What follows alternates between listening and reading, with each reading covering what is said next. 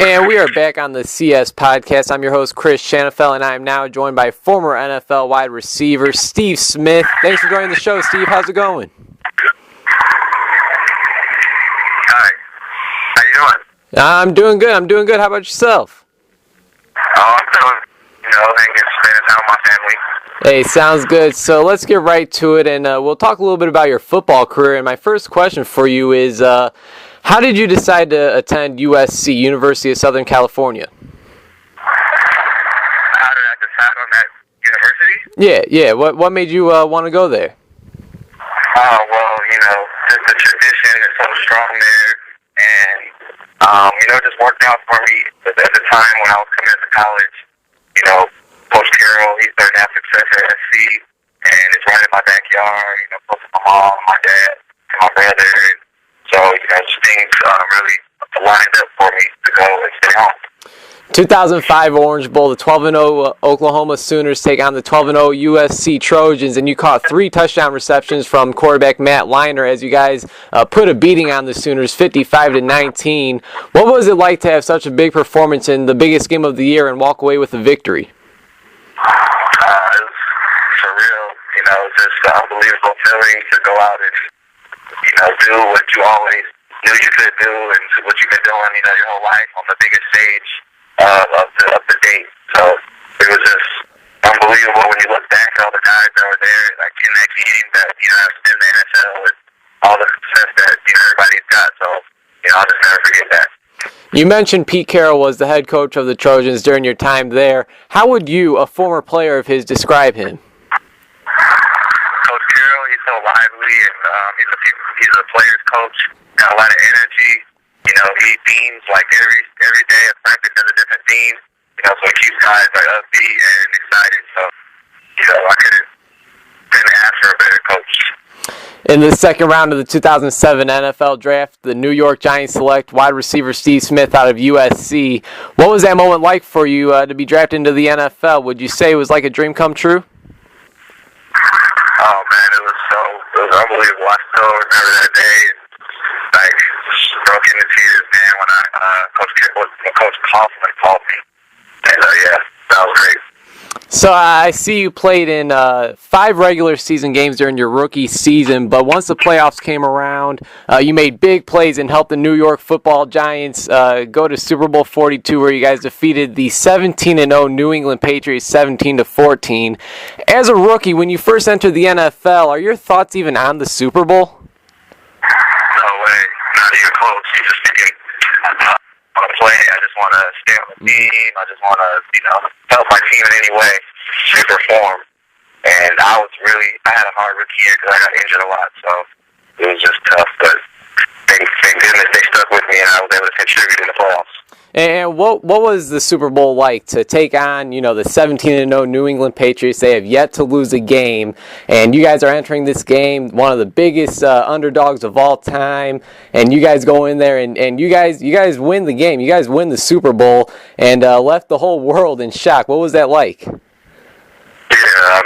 pretty much we shocked the world, and we shocked ourselves, but we believed inside, and we knew that we were going to be able to compete with them because when we played them, I think week 17 was a really competitive game, and that gave us a lot of confidence and boost into the playoffs, and we carried that through.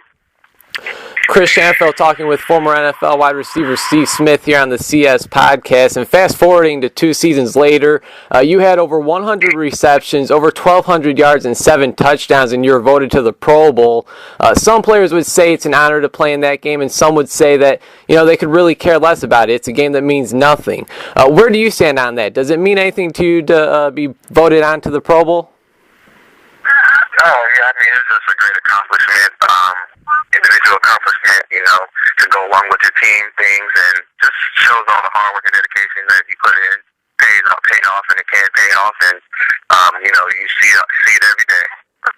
In 2011, you played with the Philadelphia Eagles. What was that like to be on the Giants and play these guys two times a year, and then now you're on the other side playing in Philly? Yeah, that was very difficult, for me, especially the first game playing the Giants. I still felt like a Giant just in the Eagles uniform, so it was just very awkward, but it was business. I had to go out Did you tell any of your teammates on the Eagles that you still felt like a Giant?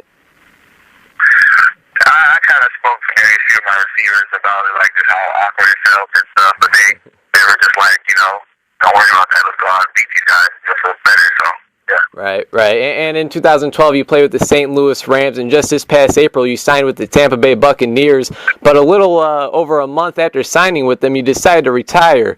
I gotta say, this caught me by surprise, it caught a lot of people by surprise, and I just gotta ask you, how did you come up with that decision?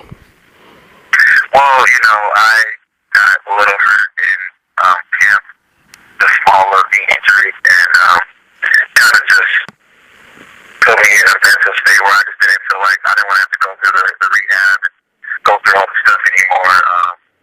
So I kind of just said, it's a rough call, but if I could go back, I might have went back to the team and rehab, or just maybe thought it out a little bit better, because I still feel like I have a lot of skill and talent left.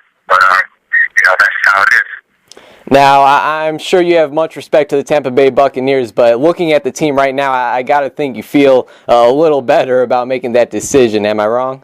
Yeah, I mean, it's tough. They have a tough year. Yeah, you're right. I kind of smile a little bit, just like, man, I don't have to go through all that. Well, we're about 11 weeks into the NFL season, Steve, and, are you missing putting on the pads at all? Do you miss that? Oh, yeah, I'm missing putting them on, but I'm happy with my decision. I'm spending time with my family. I'm doing other things business-wise and stuff, so I definitely miss football. I'm living through my brother. He plays for the Seattle Seahawks, so that's where I'm at. Now, I was just about to say, I'm going to assume that you still watch football since your brother Malcolm Smith is playing with your former head coach, his former head coach at USC, Pete Carroll, and the Seattle Seahawks. What are your thoughts on their season that they're having? I mean, they're having a lot of success, and a lot of people see them playing in the Super Bowl in a few months. Yeah, I mean, they're doing a fantastic job this year. Coach Carroll got everybody to buy in, and, they just got a good core of good players, but it all sounds good. You gotta keep on winning. Don't worry about, the success that they've gotten right now. You just gotta keep on balling. Chris Shanafelt talking with former NFL wide receiver Steve Smith. And Steve, looking back at your career, you've won a BCS championship game, you've won a Super Bowl, you've been selected to a Pro Bowl. It doesn't get much better than that. I mean, I gotta think you're pretty satisfied with the professional football career that you had. I am. I mean, as far as it sucks that it got cut short, but I had a lot of success in a fast span. So, I'm still pretty comfortable with that, and I just want to give some knowledge now to the younger guys and help guys from SC and my brother and stuff like that. All right, final question I have for you, Steve, and that is, how many times do you get confused for Steve Smith on the Carolina Panthers? Oh, man, all the time. I used to, when I would do signings in New York, people would come up to me and joke with me all the time, like, they use Steve Smith for the Panthers, would say all these little jokes or whatever, but it's all good. He's shorter than me, and he'll have a Super Bowl, so it worked it. Because I'm pretty good friends with Brandon Marshall, linebacker Brandon Marshall, now with the Denver Broncos, and he's on Twitter all the time, and he just gets so much hate, from the latest comments Brandon Marshall said about the city of Detroit. Everybody was coming after Brandon Marshall of the Broncos with these hate tweets, man. I mean, and it's pretty funny because he just makes it. He pretty much just makes a joke of it all. But Steve, I gotta say, I really appreciate your time on the show. It was a pleasure having you on. Before I let you go, is there anything you'd like to plug on the air for myself and our listeners?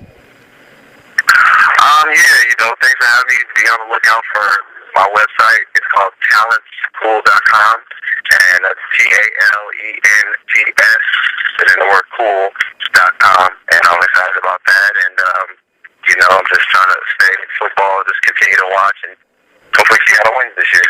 Hey, man, you think your Trojans get the victory tonight in a big game against Oregon? No, I don't think Stanford. Oh, is it Stanford? I think they play Stanford tonight, but yeah, I'm pulling for, of course, the Trojans. I think we're going to pull it out. Hey, man, well, either way, it should be a good one, and once again, I really appreciate your time. Hope we can stay in touch. Definitely, man. Thank you. All right, take care.